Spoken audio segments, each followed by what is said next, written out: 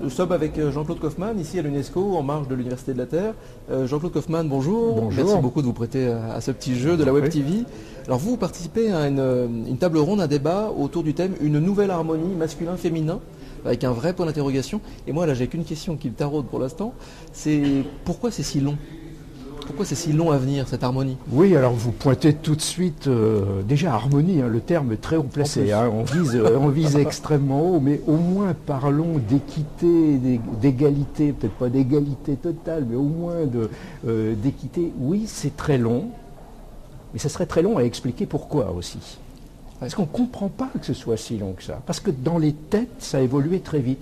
L'égalité, belle idée, mais oui, tout le monde est d'accord, même les hommes, il faut le dire. En théorie. Oui, mais alors, dans la tête, comme ça, comme principe démocratique, tout le monde est assez d'accord, et dans les jeunes couples, par exemple, il y a une bonne volonté, notamment des hommes aujourd'hui, pour essayer de, par exemple, participer aux tâches ménagères. C'est pas une petite question du tout, les tâches ménagères. Non. Mais, par exemple, ils vont passer le balai. Mais à leur manière, par exemple, qui est des fois un petit peu rapide, arrondie, en oubliant un petit peu les coins. Et la jeune femme qui est là, peut-être, va dire: oh, qu'est-ce que c'est que cette drôle de manière de passer le balai. Donc ça a l'air d'être un détail ridicule, ce que je viens d'annoncer. C'est pas ridicule du tout. Parce que d'un côté, il y a les têtes, la pensée rationnelle, ce qu'on a dans les idées, les principes démocratiques, l'égalité. Et puis, il y a la mémoire. Il ne faut pas que je dise du corps, parce que ce n'est pas du tout biologique. C'est culturel, mais c'est une mémoire profonde, du cerveau non conscient. Alors, ce n'est pas l'inconscient freudien, c'est l'inconscient ordinaire. On intériorise des automatismes tout bêtes. Et je prends un exemple. Depuis des siècles, c'était les femmes qui touchaient le linge, qui s'occupaient du linge dans la famille. Et l'homme qui arrive dans les tâches ménagères, par exemple, il peut arriver à le faire, même si ça ne l'enthousiasme pas trop. Alors s'il y a une machine, c'est plus commode. Un lave-linge, il va tout mettre dans le lave-linge, il appuie sur le bouton 30 degrés, ça sort, c'est propre. Alors que beaucoup de femmes ne vont pas faire exactement comme ça, elles vont trier le linge avec des systèmes différents. Il va donc y avoir une lutte, parfois entre l'homme et la femme, parce que l'homme n'est pas très motivé pour faire beaucoup, mais souvent une lutte interne aux deux personnes. L'homme qui a besoin de se motiver un petit peu parce que ça ne l'enthousiasme pas trop les tâches ménagères, et la femme qui doit accepter que ce soit fait d'une autre manière. Alors pourquoi, par rapport à votre question, je parle tant de ces petites choses du quotidien? Parce que c'est là le nœud du problème. C'est ça. C'est pas trop dans les institutions. Oui, il y a des blocages dans la politique. Oui, les entreprises ne font pas tous les efforts nécessaires pour qu'il y ait une égalité de salaire. Mais le plus important... Ça passe surtout par les... Oui, parce qu'il y a le fameux plafond de verre qu'on appelle. C'est-à-dire que les femmes aujourd'hui, dans les résultats scolaires et universitaires, elles ne réussissent pas aussi bien que les garçons, elles réussissent mieux.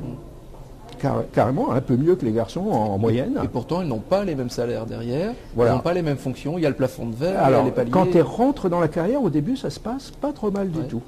Et dès qu'on avance un peu, c'est-à-dire que dès qu'elles vont s'installer en famille, le couple encore ça va, mais dès que les enfants vont arriver, eh bien, elles vont avoir l'essentiel des charges familiales, elles ne peuvent plus avoir la disponibilité. C'est tout bête, c'est ça le cœur du problème. On sent qu'il y a un choix fatal à faire entre le boulot ou la famille. Prenez un seul exemple, le matin, le jeune couple, couple qui a un bébé se lève, petite fièvre du bébé.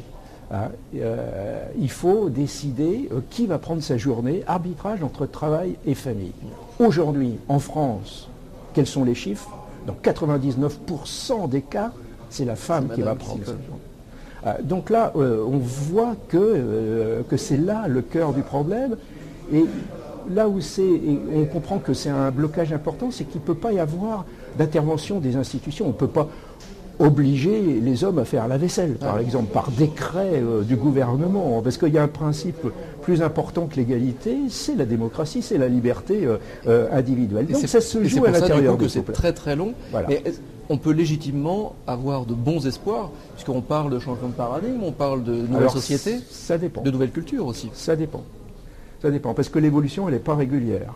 Elle n'est pas régulière. On a eu une évolution très forte dans les années 60, 70, 80, dans le sens de l'égalité, parce que la société était mobilisée autour de ces questions-là. Et les gens étaient prêts à faire des efforts. Il faut faire des efforts sur soi-même, parce que sinon, si on laisse faire les équilibres spontanés, il y a les inégalités qui vont se remettre en place.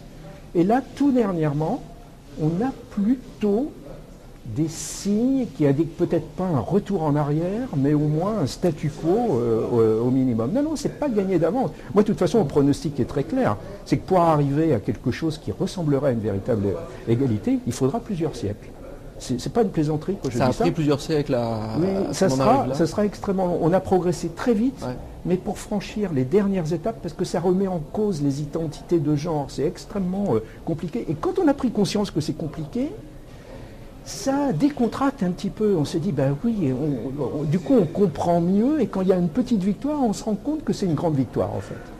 Du coup, à la fois, oui, il n'y a pas d'énormes espoirs, mais en même temps, il faut quand même attention, avoir un poil d'optimisme sur le changement. Il suffit de retourner 50 ans en arrière, voilà. Et on voit les progrès extraordinaires que l'on a réalisés, et on est toujours, surtout dans les têtes, dans la volonté de continuer à avancer. Donc ça, c'est l'acquis qui est énorme, qui est très positif. En même temps, c'est pas simple. C'est pas simple, il suffit pas de le décider et ça va se passer tout seul. Le changement, c'est pas simple. Oui. Et le changement, on le voit beaucoup à cette université de la Terre. Et cette université, qu'est-ce que ça vous inspire, vous? Ça, c'est super parce que, d'une part, le mot universitaire, c'est pas université, l'institution elle-même, c'est le désir de savoir. Ouais. Alors, ça, c'est déjà quelque chose d'extrêmement important parce qu'on est dans une société un peu du zapping, de l'émotion, du spectacle, de l'image.